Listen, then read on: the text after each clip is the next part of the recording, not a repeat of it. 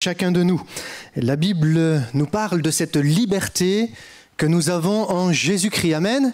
Si le Fils vous affranchit, vous serez réellement libre. Et j'aimerais vous partager ce matin un thème qui nous parle d'un aspect de cette liberté que Dieu nous donne. Parce que dans notre vie, autrefois, dans le monde, sans connaître le Seigneur, nous étions pleins de faux semblants.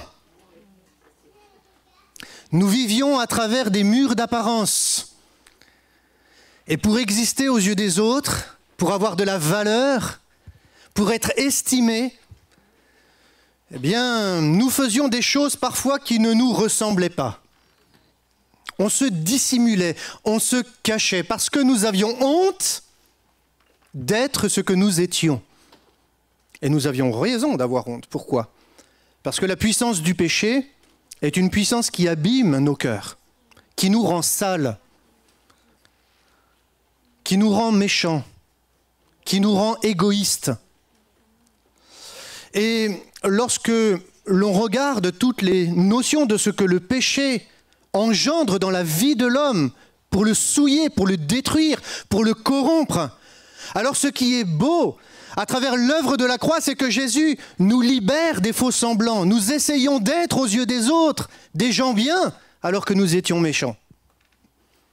Des gens bons. Pas selon... Très bon. Pas selon Justin Bridou. Alors que nous étions foncièrement mauvais. Et malheureusement, bien souvent, l'homme n'a pas le choix. Il n'a pas le choix à cause de ce péché de se construire un système de valeurs qui est faux. Et finalement, il n'est pas libre. Il est même prisonnier d'une image qu'il se construit. Et cela peut être particulièrement vrai en tant que chrétien. Parce qu'il y a des pièges dans lesquels l'adversaire veut nous conduire. Lorsque sa grâce n'agit pas dans nos cœurs. Lorsque nous ne vivons pas une authentique conversion, nous ne vivons pas de transformation. Et parce que nous ne vivons pas de transformation, nous essayons de paraître. Le thème de ce matin, c'est être ou paraître. Parler de notre vie chrétienne, de la construction de notre identité en Jésus. Celle que Dieu a prévue pour chacun de nous. Notre identité. La Bible nous parle de la nouvelle naissance, amen, être enfant de Dieu. Et ça, c'est l'œuvre de la croix. Parce que en Jésus, nous pouvons être réellement libres, amen. La croix brise nos chaînes, mais elle brise aussi une des chaînes que nous allons aborder ce matin, la chaîne de l'apparence. Quand nous vivons dans l'apparence, nous ne sommes pas dans la vérité.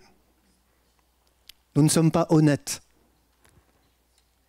Et nous ne pouvons pas être transparents. Nous jouons un rôle. Vous savez, il y a plusieurs expressions dans la langue française. Porter un masque. Ou faire tomber le masque. Il est question des faux semblants. De jouer la comédie. Une autre expression que nous verrons ce matin qui est un jeu de mots hébreu à travers une racine. Et cette expression, elle a été traduite comme cela dans la langue française, ce n'est pas l'habit qui fait le moine.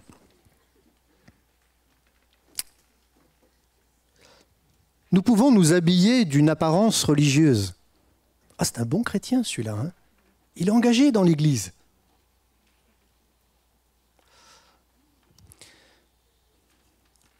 L'homme n'est pas toujours ce qu'il prétend être. Mes frères et sœurs, vivre la foi en Jésus, c'est être vraiment ce que nous sommes appelés à être, c'est-à-dire enfants de Dieu, porter l'image du Messie. Une identité se définit à travers deux réalités. Ce que nous sommes et ce que nous faisons. Bien souvent, nous relationnons les uns avec les autres dans un rapport qui peut être faux. Et nous pouvons apprécier l'autre à travers ce qu'il nous montre, à travers ce qu'il fait, même à travers ce qu'il crée, ce qu'il compose, peut-être même à travers ce qu'il prêche, sans le connaître vraiment dans ce qu'il est. Ce que je suis, mon identité, mon moi, mon ego, se définit par quoi finalement si on réfléchit un peu? Eh bien, notre trait de caractère, notre personnalité, nos idéaux, nos valeurs, notre mentalité, nos motivations, nos réflexions, nos raisonnements, nos convictions. Voilà ce qu'est notre identité. Par contre, ce que je fais implique quoi? Tout ce qui touche à un travail, à une activité. Dans l'Église, à un service, à une vocation, à une formation, à une attitude, à un comportement, à de l'organisation. Est-ce que notre vie en Christ s'inscrit à travers ce que nous faisons ou ce que nous sommes?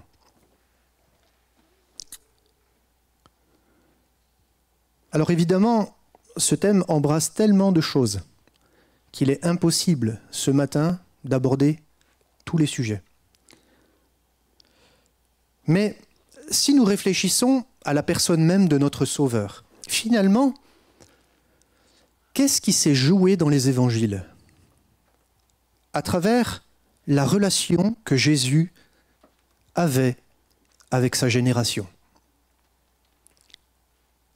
Qu'est-ce qui était le point le plus crispant, le plus difficile, le plus complexe par rapport à la personne du Messie?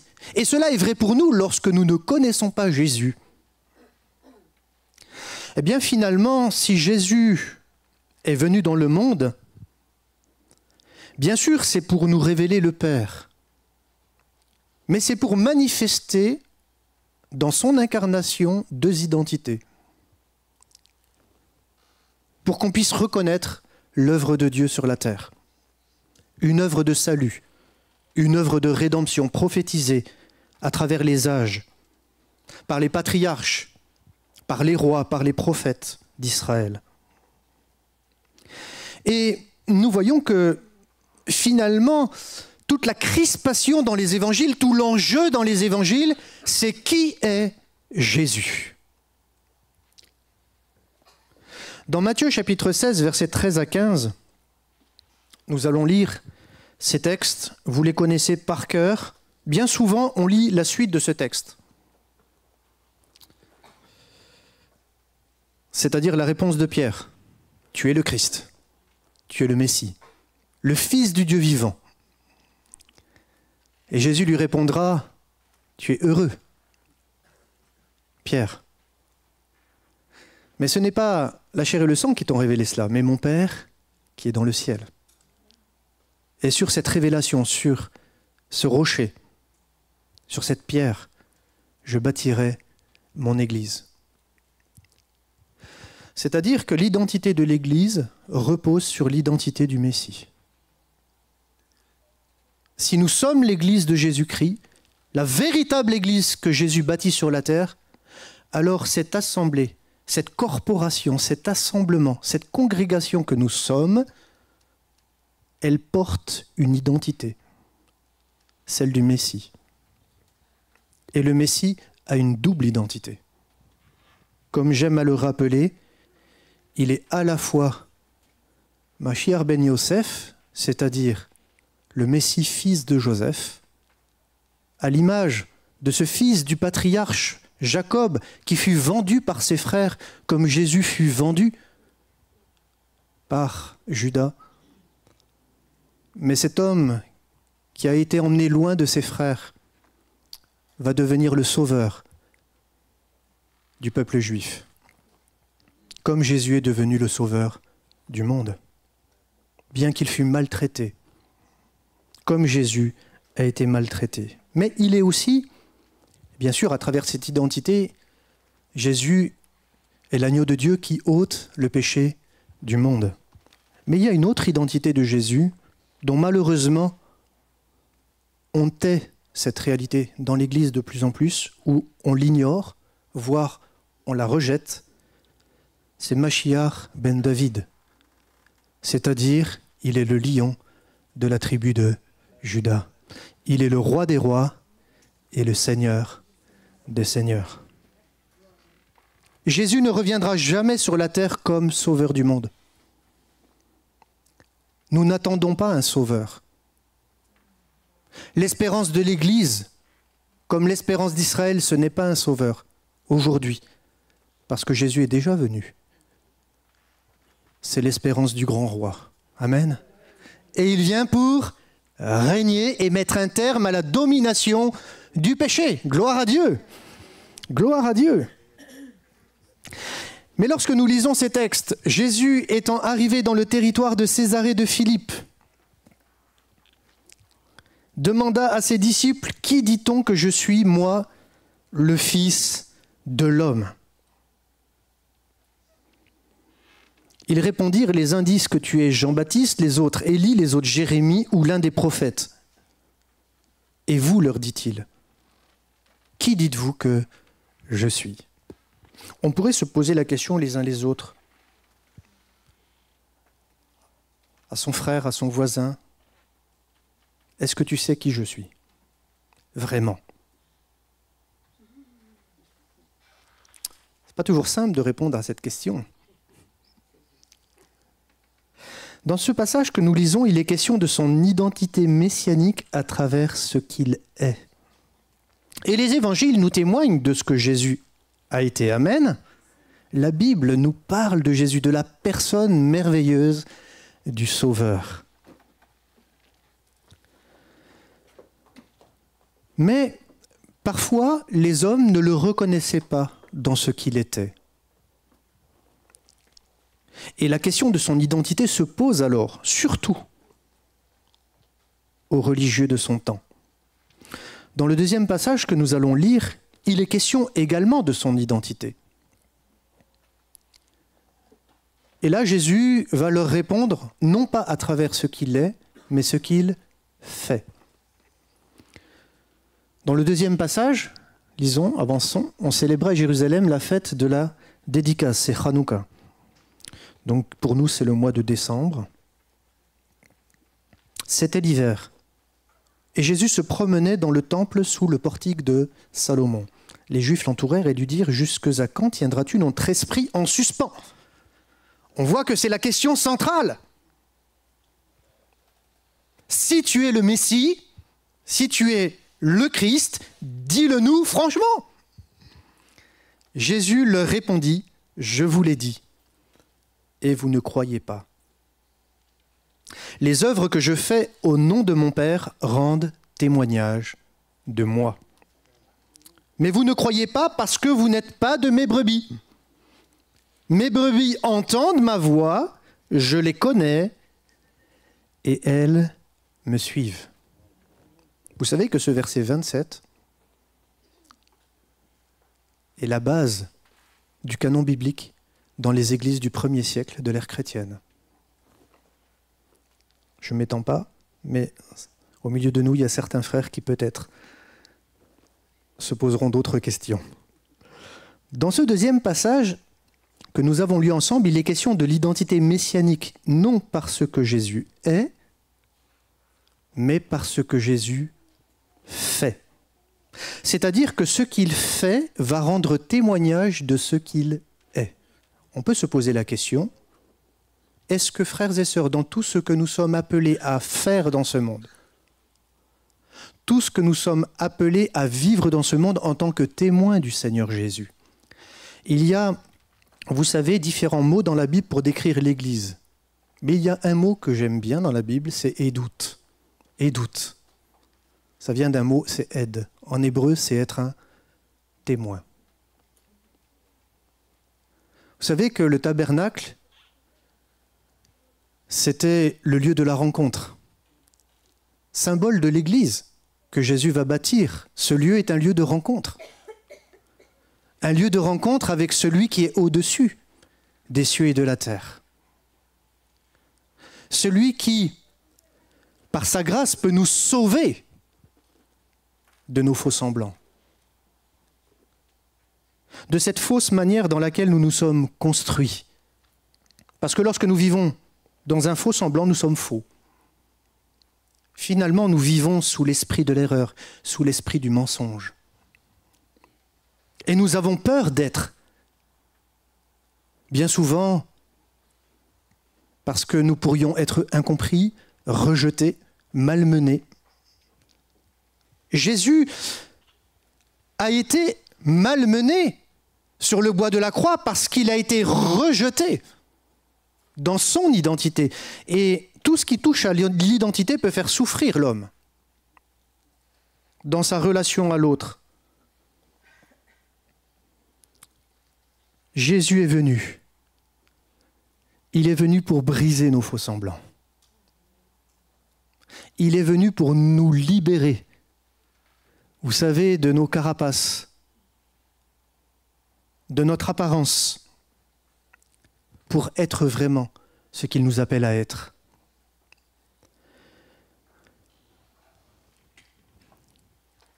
Toutes les œuvres que nous pouvons accomplir pour le Seigneur ne doivent pas et ne pourront jamais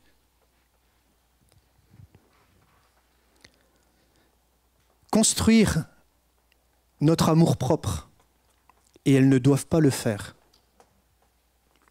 Nous ne devons pas nous aimer à travers le regard des autres. Nous ne devons pas nous apprécier à travers ce que disent les autres ou pensent les autres de nous. Et c'est ce que l'œuvre de la croix fait dans nos vies. En changeant nos cœurs, en nous donnant une vie nouvelle, une identité nouvelle en Jésus. Enfin, frères et sœurs, Dieu nous donne la possibilité de nous regarder dans une glace et même au-delà de nos imperfections, de nous voir comme Christ nous voit, comme Dieu nous voit, à travers le sang de l'agneau. C'est vrai que nous ne sommes pas toujours propres, purs, convenables, bons, doux, patients. Mes frères et sœurs, nous sommes en marche. Et ce que Dieu voit dans nos vies, ce n'est pas seulement l'aujourd'hui. Dieu n'est pas le Dieu de l'aujourd'hui seulement. Il est le Dieu de l'éternité. C'est-à-dire que l'œuvre qu'il a commencée en vous, il voit déjà la fin. Il voit déjà la conclusion. Il voit déjà la finalité. Il ne voit pas simplement la masse d'argile qu'il prend pour mettre sur le tour du potier. Il voit déjà le vase fini, le vase beau et magnifique qu'il veut faire avec ta vie. Il ne voit plus les imperfections. Parce que quand il te voit, il ne voit plus tes péchés. Amen. C'est beau l'œuvre de la croix. Mais si Dieu nous voit comme ça, nous aussi nous devons nous voir de la même manière. Nous devons nous apprécier de la même manière.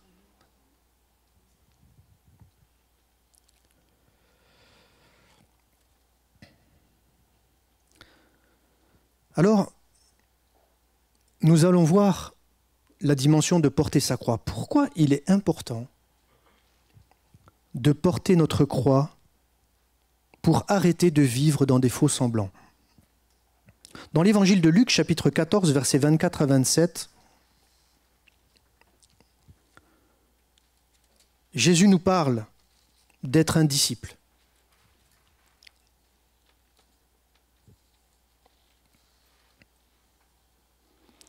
D'être un talmide, qui vient du verbe lamad, en hébreu c'est apprendre. Un chrétien est un homme, une femme, un enfant, un vieillard, qui a confessé ses péchés, qui a avoué ses transgressions, mais pas seulement, qui les a délaissés au pied de la croix. Amen. Il ne s'est pas seulement repenti, il s'est converti. Il a choisi de vivre une nouvelle vie. Il a choisi de suivre une nouvelle voie. Il a fait le choix d'appartenir à un nouveau maître. Amen. pour devenir un disciple. On ne peut pas être un disciple de Jésus si on n'a pas vécu la repentance et la conversion. Sinon, on est dans la religion. On est dans l'apparence. La conversion, elle est inévitable si on veut être véritablement ce que Dieu nous appelle à être en Jésus. Dans ce texte, il est écrit ceci, car je vous le dis, aucun de ces hommes qui avaient été invités ne goûtera de mon souper. De grandes foules faisaient route avec Jésus, il se retourna et leur dit, si quelqu'un vient à moi, et si il ne hait pas, c'est fort. Mais cette traduction-là, je ne l'apprécie pas trop. Parce que aimer le Seigneur, ce n'est pas haïr les autres non plus. Mais il est question de priorité dans ce mot. Si quelqu'un vient à moi, et si finalement il ne me priorise pas par rapport à son père, sa mère, sa femme, ses enfants, ses frères et ses sœurs, et même sa propre vie, il ne peut être mon disciple. Vous savez, on me pose souvent la question, mais c'est quoi porter sa croix ? Eh bien, dans le porter sa croix, il y a une notion de priorisation. Qui est en premier? Qui est au centre? Qui siège sur le trône de ma vie? On ne peut pas être véritablement un enfant de Dieu si Christ ne règne pas en nous. Je rappelle ce que j'ai déjà partagé, parce que l'Évangile nous invite à le comprendre. On ne peut pas espérer régner avec Christ quand il reviendra, si je n'accepte pas préalablement son règne dans ma vie. L'œuvre du salut n'implique pas seulement la part qu'a accomplie Jésus. Oui, il est mort sur le bois de la croix. Amen. C'est par grâce que nous sommes sauvés, par le don du Seigneur Jésus. Personne n'a demandé à Dieu de mourir à sa place. Mais Dieu l'a fait pour nous sauver, pour nous racheter de notre vaine manière de vivre et pouvoir nous permettre de commencer alors une nouvelle vie, une nouvelle histoire. On parle aujourd'hui beaucoup de destinée, on peut le dire, pour rentrer dans une nouvelle destinée, une destinée éternelle. Mais l'œuvre du salut ne s'arrête pas seulement à ce que Christ a accompli pour nous. Le faux évangile s'arrête à la part de Christ. Le vrai évangile la complémente avec notre part. Comment ça, notre part? Oui. L'œuvre du salut implique une conversion, une obéissance, une soumission. À l'œuvre de la croix, Jésus le dit, quiconque ne porte pas sa croix et ne me suit pas ne peut être mon disciple. Ce n'est pas Jésus qui va accomplir pour nous cette part. Quand Jésus dit qu'il est le chemin, la vérité et la vie, sur quel chemin Jésus a marché? Sur le chemin de la croix. Jésus n'est-il pas le modèle de l'Église, sur qui nous devons bâtir notre vie chrétienne, sur qui l'Église se construit, sur l'identité du Messie. Mais Jésus a dit une chose, qu'il n'est pas venu pour accomplir sa volonté, mais la volonté de celui qui l'a envoyé. Il a appris l'obéissance. Frères et sœurs, l'œuvre du salut implique notre obéissance. Quand on a compris le prix que Jésus a payé, on ne peut que se soumettre à sa volonté. Parce que obéir à Jésus, c'est vivre la croix. C'est être libéré de ce que ce matin nous partageons, les faux semblants. Parce que l'œuvre de la croix purifie nos vies, sanctifie nos vies. Elle nous lave. Amen. Elle nous rend purs. Elle nous redonne de la valeur, l'œuvre de la croix. Elle rétablit notre estime de nous-mêmes. Et cette obéissance de la croix exige la mort à nos idéaux, nos aspirations, parfois nos fausses valeurs, notre culture, notre religiosité, nos traditions, nos convictions, bref, tout ce qui faisait qu'autrefois j'existais, mais à travers des choses qui me trompaient, qui ne me satisfaisaient pas, qui ne me communiquaient pas le bonheur et le bien-être. C'est un des aspects du shalom. J'aime beaucoup parler de ce mot la paix, que nous traduisons par la paix, malheureusement, le shalom. Shalom, c'est pas la paix. C'est ce bonheur, c'est ce bien-être que les hommes et les femmes recherchent tant dans ce monde. Et ce shalom signifie aussi le salut. C'est beau ce que Christ a accompli pour nous. Il nous sauve de nous-mêmes, il nous libère de nous-mêmes. Paul dira, et nous pouvons le lire ensemble, « Car l'amour de Christ nous presse, parce que nous estimons que si un seul est mort pour tous, tous, donc, sont morts. » C'est ça l'Église. Ce sont des hommes, des femmes, des jeunes, des vieillards qui ont accepté de mourir à eux-mêmes. Mais à ce vieux moi qui était corrompu par le péché, qui était malade, qui était gangréné par le péché, qui vivait son existence dans un mal-être, on veut mourir à ces choses anciennes pour vivre dans une vie nouvelle avec Jésus. Oui, il est mort pour tous afin que ceux qui vivent ne vivent plus pour eux-mêmes. C'est la mort à soi. C'est porter sa croix. Mais qu'ils vivent pour celui qui est mort et ressuscité pour eux. Vous avez remarqué que la résurrection vient après la mort. Mais ça veut dire quoi pour nous, frères et sœurs?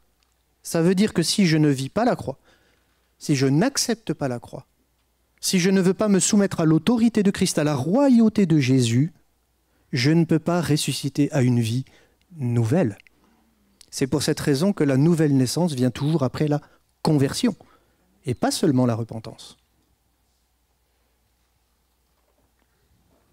Ainsi, dès maintenant, dira Paul, nous ne connaissons personne selon la chair. Et si nous avons connu Christ selon la chair, maintenant nous ne le connaissons plus de cette manière. Si quelqu'un est en Christ, s'il est vraiment lui, mais dans la mesure où il est mort, comme Christ est mort. Dans la manière où il est ressuscité, oui, si quelqu'un est en Christ, il est une nouvelle création, une nouvelle créature. Les choses anciennes sont passées, voici, toutes choses sont devenues nouvelles. Amen. La notion de la nouvelle création est liée à une résurrection. Nous passons de la mort à la vie, des ténèbres à son admirable lumière. Oui, l'œuvre de la croix, frères et sœurs, est nécessaire pour permettre à Christ de grandir en nous et nous délivrer de tous ces faux semblants. Lorsque la construction personnelle de notre ego n'est pas morte, alors notre vieux moi s'exprimera toujours au lieu de refléter Christ.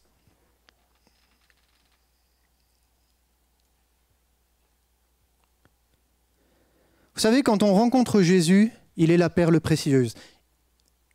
Il n'y a rien, en tout cas pour ma vie, il n'y a rien de plus important que sa présence, que sa personne.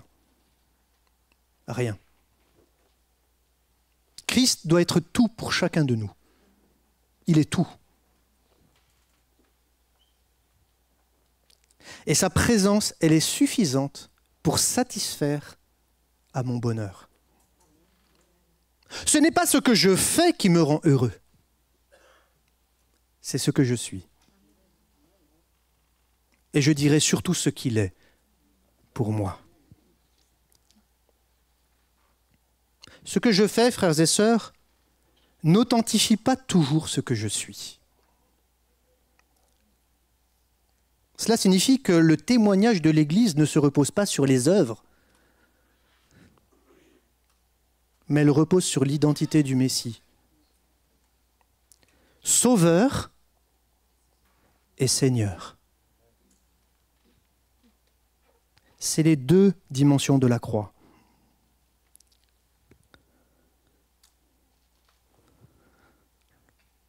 Vous savez, il y a cette expression française dont je vous ai parlé.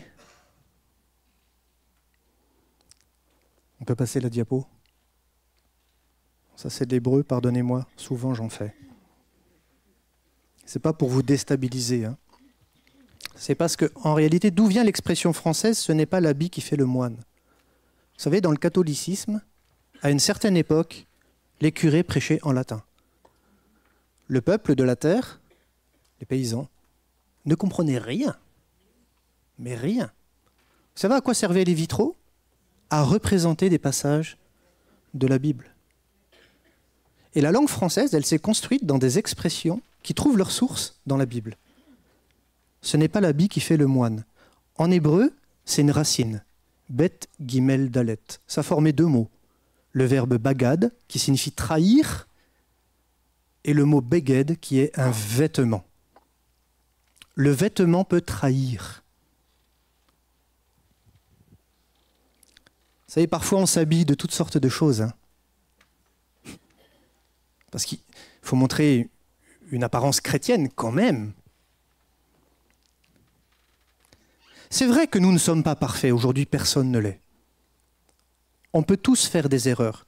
Ce qui est triste, c'est que lorsque on est obligé de se cacher, de cacher nos erreurs, nos défaillances, nos faiblesses, pour paraître ce que nous ne sommes pas.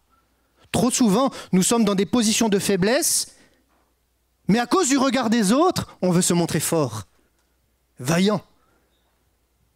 On fait semblant. Puis quand on est à la maison, les masques tombent. On est devant Dieu. Frères et sœurs, quand on vit dans des faux rapports, les uns avec les autres, c'est difficile de nous encourager les uns les autres.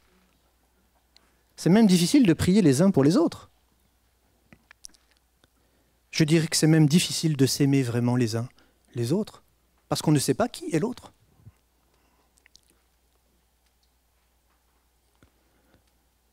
Vivre Christ, c'est permettre à Christ d'habiter en nous. Quand on veut regarder le projet créateur de Dieu et comprendre qui est l'homme dans son essence, mais c'est quoi être un homme?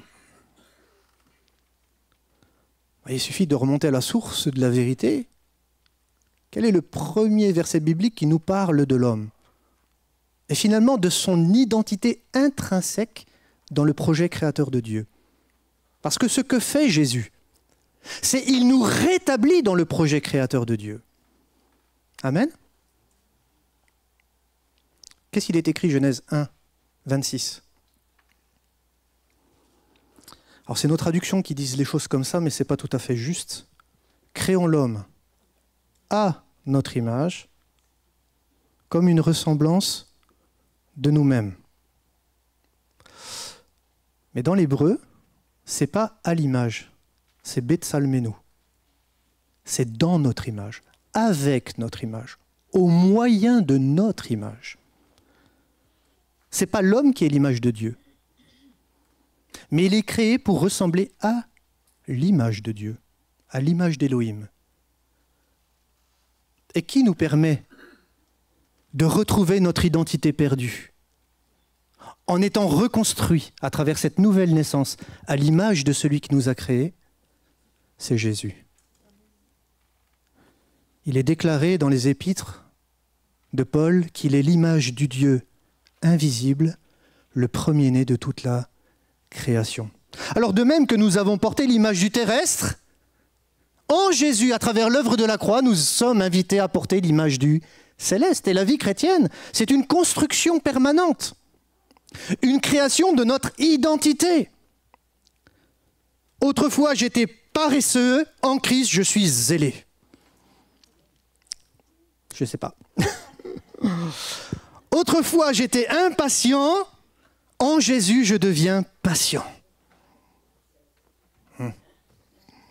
Autrefois, j'étais orgueilleux, en Jésus, je deviens humble.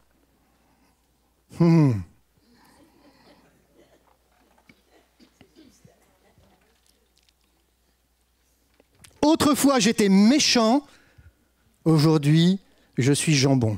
Non, je suis bon. On peut tout mettre en rapport. Mais la vie chrétienne, c'est une construction de ce que Jésus est. Et Paul dira aux Galates chapitre 4 verset 19 « Mes enfants, pour qui j'éprouve de nouveau les douleurs de l'enfantement, jusqu'à ce que Christ soit formé en vous. » Vous savez, on parle toujours des temps de la fin en attendant l'accomplissement de certaines prophéties du retour du Messie. Mais dans la pensée biblique, les temps de la fin incluent aussi l'œuvre du Saint-Esprit en nous qui accompagne notre marche chrétienne. Dieu nous façonne. Et ce façonnement du caractère de Christ en nous, Paul l'appelle les douleurs de l'enfantement. Ouf. Ça fait mal quand Dieu pose sa main sur nous parfois, parce qu'on est confronté à ce vieux moi qui doit mourir à la croix. Et souvent, dans notre vie, nous sommes confrontés à ce vieux moi. Je ne suis pas comme ça, moi. Si. Ça fait du mal parfois de se voir tel qu'on est vraiment. Mais c'est nécessaire. Ce qui est beau dans la vie chrétienne, c'est que Dieu, effectivement, sa parole, c'est comme un miroir. Elle montre ce que je suis à ses yeux, comment il me voit. Si je lis jamais la Bible, je ne peux pas savoir qui je suis.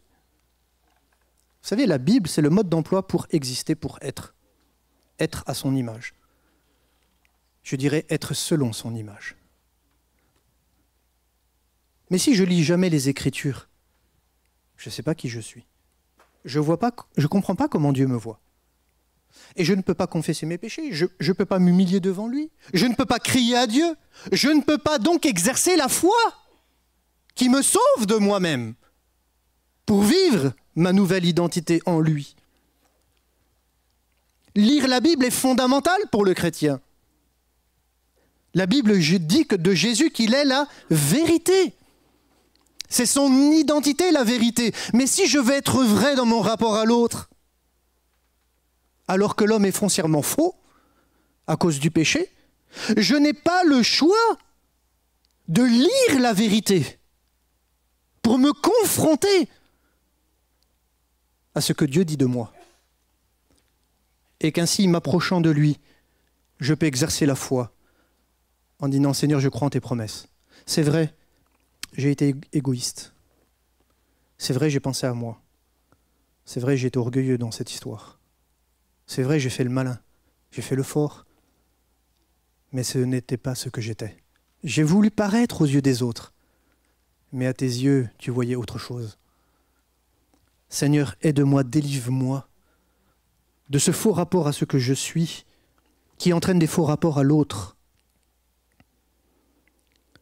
Finalement, cela touche à la vérité, à notre rapport à la vérité. Quand on parle de la foi, on dit souvent « j'ai la foi, je crois ». Vous savez ce que la Bible dit ? Si tu as la foi, tu pratiques. La foi, c'est la pratique de la vérité. C'est pas simplement « je crois que c'est vrai ». Oui, bon, ça ne change pas forcément notre vie.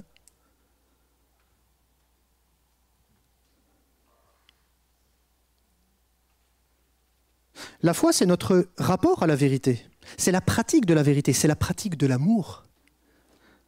C'est la pratique de la bonté. C'est la pratique de la justice. C'est la pratique de la douceur. C'est la pratique de la paix. C'est un rapport à l'obéissance, la foi. Pour être, pour connaître. Dans Matthieu chapitre 7, versets 21 à 27, dans le rapport d'être à paraître, un jour certains vont se présenter devant Dieu. Jésus donne cet exemple. Et il dit, « Ceux qui me disent Seigneur, Seigneur n'entreront pas tous dans le royaume des cieux. Mais celui-là seul qui fait la volonté de mon Père qui est dans les cieux. Plusieurs me diront ce jour-là, c'est-à-dire dans sa parousie, lorsqu'il viendra en gloire, « Seigneur, Seigneur, mais n'avons-nous pas prophétisé par ton nom ? Ah, on a fait des grandes choses en ton nom, Seigneur. N'avons-nous pas chassé des démons par ton nom ? Et n'avons-nous pas fait, on est bien dans le faire, beaucoup de miracles par ton nom ? » Alors là, l'Église, quand elle voit les miracles, elle voit la prophétie, elle voit les démons chassés, elle dit « Waouh, celui-là, c'est un homme de Dieu !» mais ce que nous faisons n'atteste pas forcément de ce que nous sommes. Vous savez, Saül, ça a été un grand roi en Israël. Mais à la fin, il n'était pas celui qu'il prétendait être. Dieu lui avait ôté l'onction. Il exerçait toujours le ministère. Il était toujours le roi. Mais l'Esprit de Dieu n'était plus sur lui. Alors je leur dirai ouvertement, verset 23, « Je ne vous ai jamais connu. » Notre identité en Christ ne se construit pas à travers ce que nous faisons.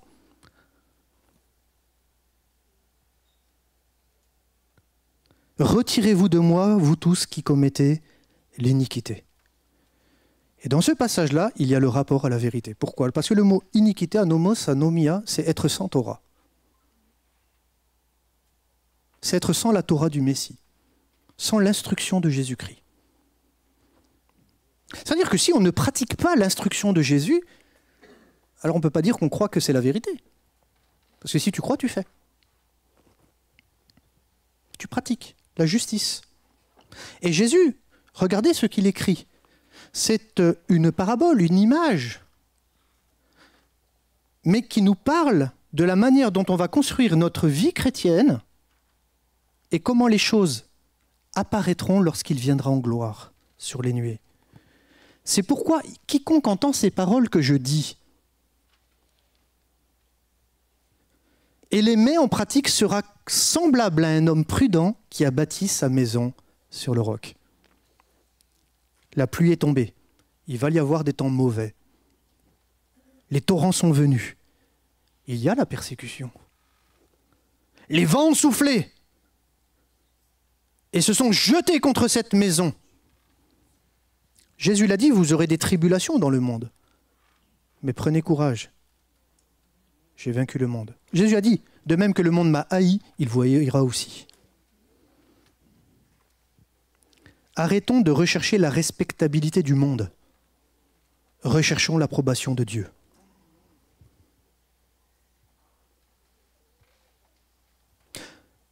Rechercher l'approbation des hommes pourrait nous faire habiller d'un manteau qui ne reflète pas l'identité du Messie. On peut parler sur le dos des catholiques, des orthodoxes, des protestants, mais sommes-nous mieux qu'eux? C'est un piège. On peut tous tomber dans le piège. On n'est pas au-dessus des autres, plus malin que les autres. Satan, par contre, est plus malin que nous. Et il a des années d'expérience.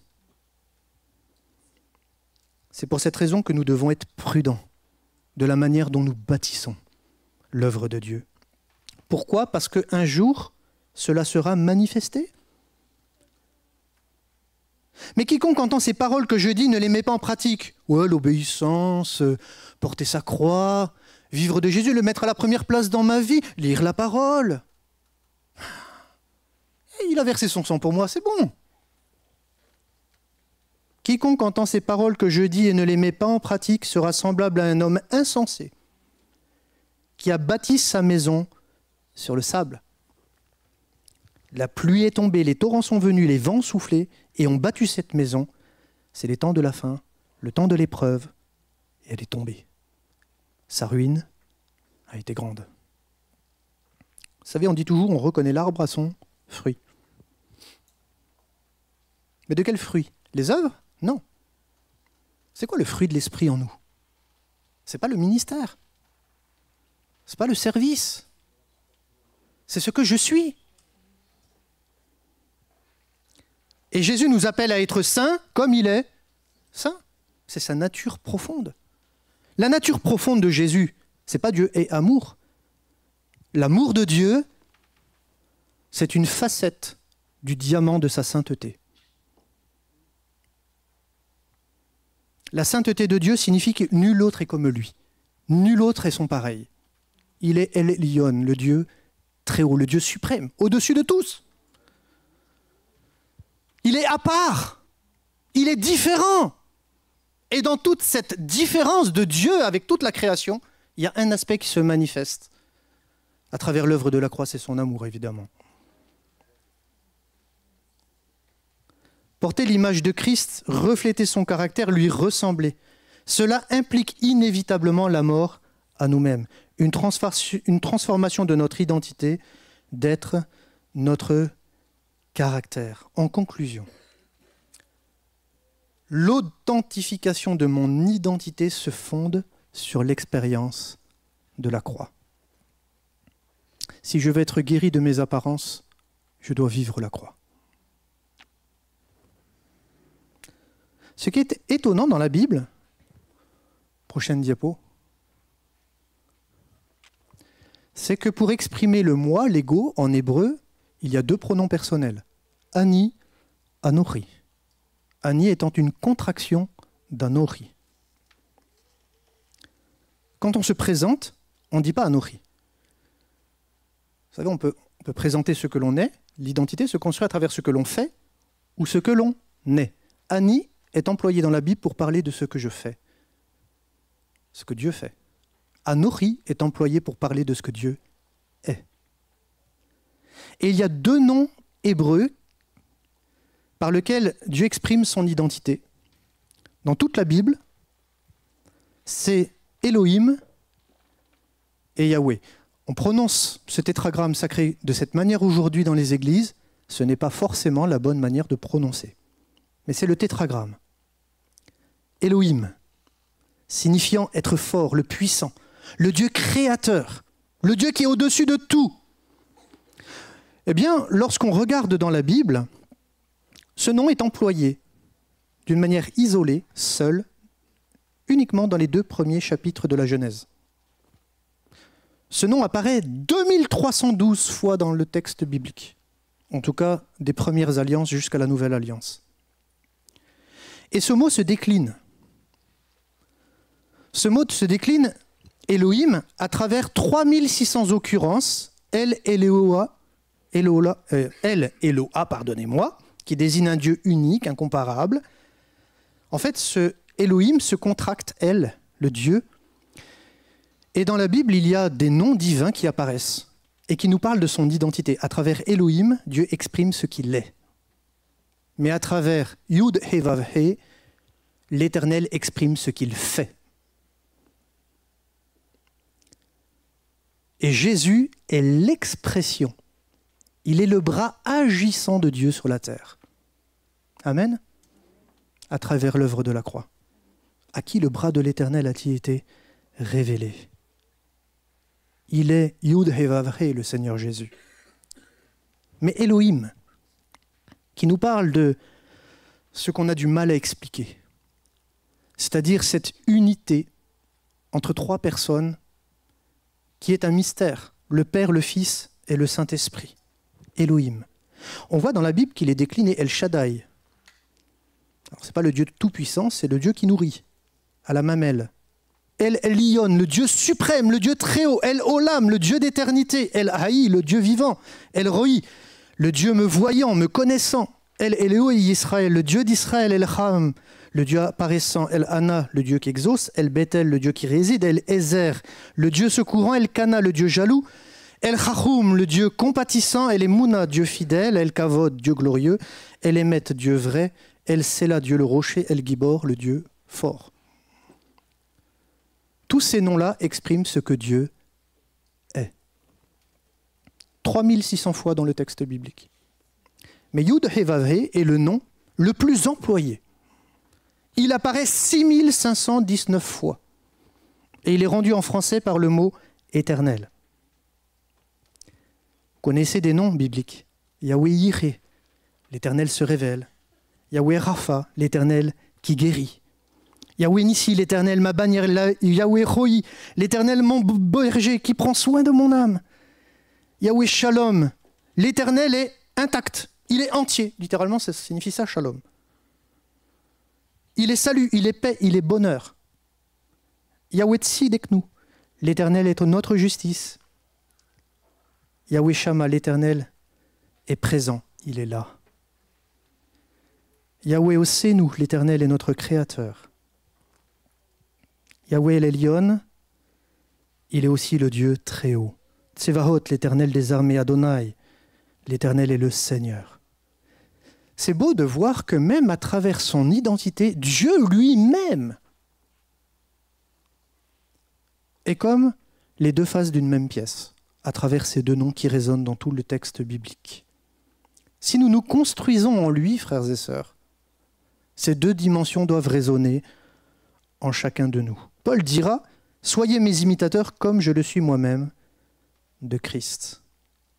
Nos satisfactions, nos insatisfactions, nos frustrations, tout ce qui peut engendrer de l'animosité, de la jalousie, des querelles, viennent du fait qu'on a un problème avec nous-mêmes. Si ce que je suis en lui ne me satisfait pas pleinement, ma relation personnelle avec Dieu, mon cœur à cœur avec Dieu, ma vie spirituelle, mon intimité en lui, si cela ne me satisfait pas pleinement, si cela ne me comble pas totalement, parce que je ne prends pas le temps, parce que je ne suis pas assez sérieux, parce que je ne suis pas engagé, parce qu'il n'est pas à la première place, alors je vais construire faussement mon système d'estime de moi-même sur ce que je vais faire. Vous savez, à cause de sa privation d'identité céleste, l'homme fonctionne en mode dégradé. Il ne peut pas parvenir à être ce qu'il aimerait bien être. Il a des aspirations, mais il ne peut pas y parvenir. C'est la puissance du péché qui l'enferme. C'est-à-dire que l'homme ne peut pas parvenir à être un homme véritable portant l'image du céleste. C'est-à-dire qu'il ne peut pas être un homme, un véritable homme, selon le projet créateur de Dieu. Alors, quand on ne vit pas la croix, malgré tout, on essaye de faire des efforts et on tombe dans le piège des œuvres. On essaye d'exister en tant que chrétien. Alors on s'engage, on fait. Mais tout cela ne sera que désastreux si le moi n'est pas construit en lui, à cause de notre vieille nature. L'homme sans Dieu se construit à travers ce qu'il fait, mais l'homme en Christ se construit à travers Christ.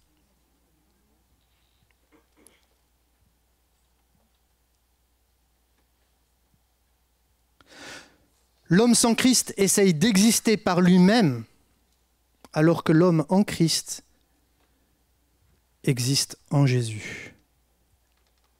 Il y a toute cette notion, et je ne vais pas entrer dans les détails, mais de disciple à témoin. Il y a ce passage. Parce qu'un véritable témoin, c'est celui qui a été un disciple, qui a appris à vivre Christ. La foi, ce n'est pas simplement parler de Jésus. La foi, c'est vivre Jésus. Est-ce que nous sommes au service du royaume ou est-ce qu'on est au service de soi ? Vous savez à quoi cela se voit ? C'est dans nos réactions. Lorsque l'on touche à ce que l'on fait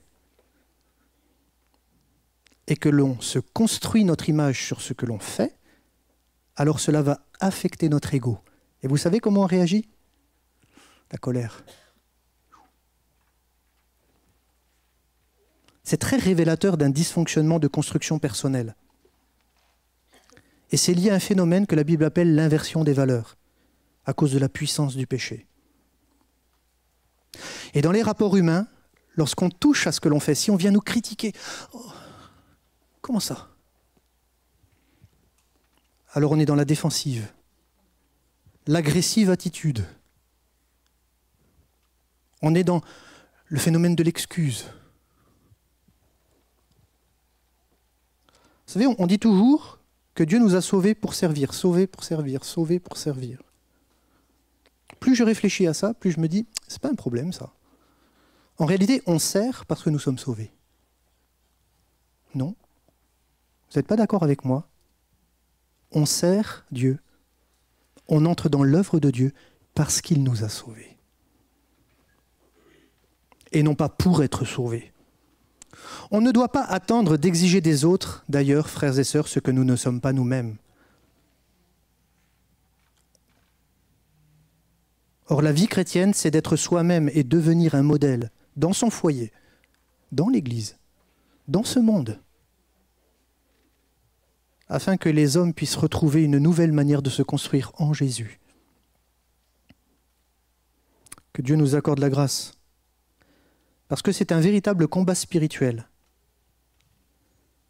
Permettre à l'Esprit de Dieu de façonner en nous sa mentalité, son caractère, qu'il mette en nous ses aspirations, parce que Dieu, il a ses projets. On est trop souvent en train de prier pour que Dieu bénisse nos projets. Je préfère être dans ses projets. Les œuvres que nous faisons, frères et sœurs, ne doivent être que l'illustration de ce que nous sommes. Paul a dit « Christ est ma vie ». Et je termine par là. L'apôtre Paul n'a pas dit « Mon apostolat, c'est ma vie ». La reconnaissance que j'ai de l'autorité spirituelle que Dieu m'a donnée, c'est ma vie. J'ai de la valeur aux yeux des autres, aux yeux des églises, parce que j'ai écrit des lettres qui ont été acceptées et reçues et reconnues comme faisant partie du canon de la vérité des Écritures. Moi, j'existe, je suis quelqu'un quand même. Paul, il dit « Christ est ma vie et la mort m'est un gain ». Il a tout compris. Ça, c'est le vrai bonheur. On n'a plus besoin d'être dans des faux semblants. C'est fini. On peut être libre d'exister. Frères et sœurs, apprenons à nous aimer comme Dieu nous aime, à nous apprécier comme Dieu nous apprécie. C'est vrai qu'on n'est pas parfait.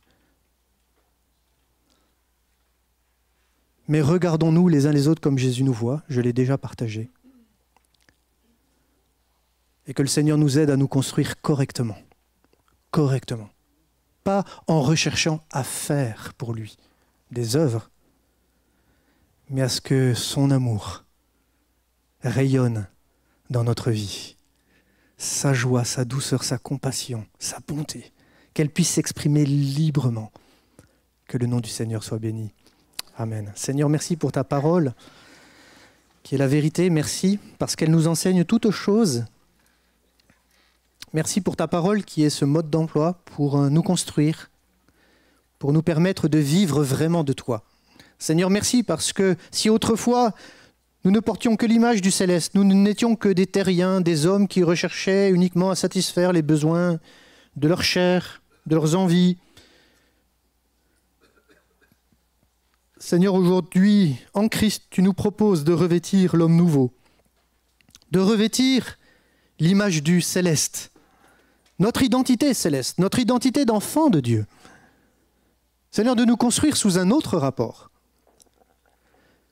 afin que les échelles sur lesquelles on se construit, l'estime de soi et autres, puissent être différents dans nos relations, puissent changer.